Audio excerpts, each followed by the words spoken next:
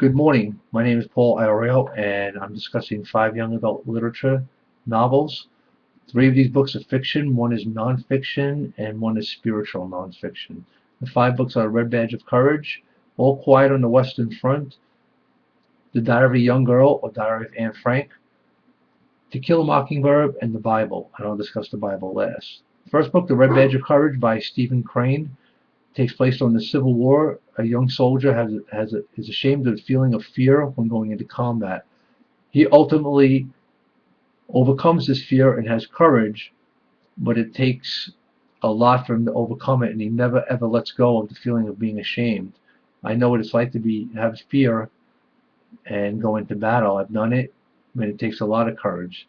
The soldier never has to feel that he should be ashamed of that feeling, because we all have it. All Quiet on the Western Front takes place from the opposite perspective of our enemies. Takes place in France during World War One.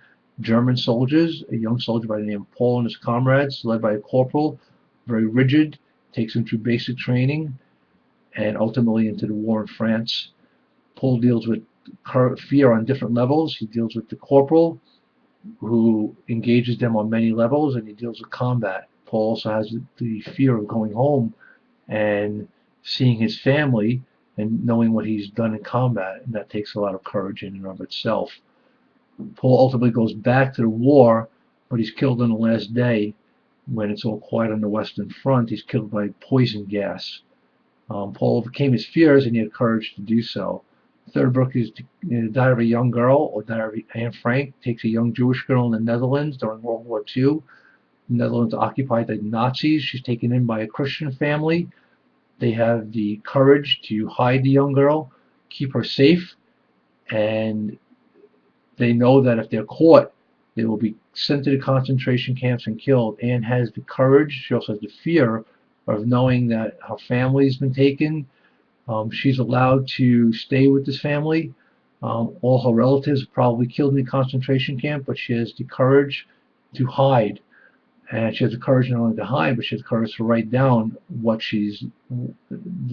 taking place during this very tumultuous time in the Netherlands and Europe during World War II.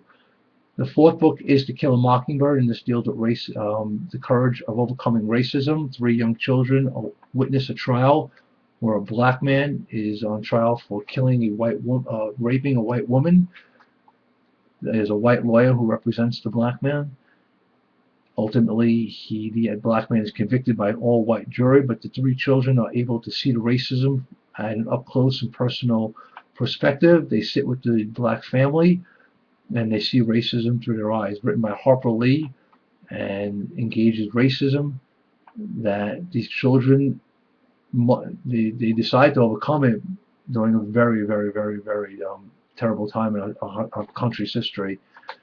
The 5th book is the Bible, and the Bible deals with courage on many levels. David and Goliath, Moses and Pharaoh, John the Baptist, Jesus and the Romans, and ultimately his Jewish counterparts.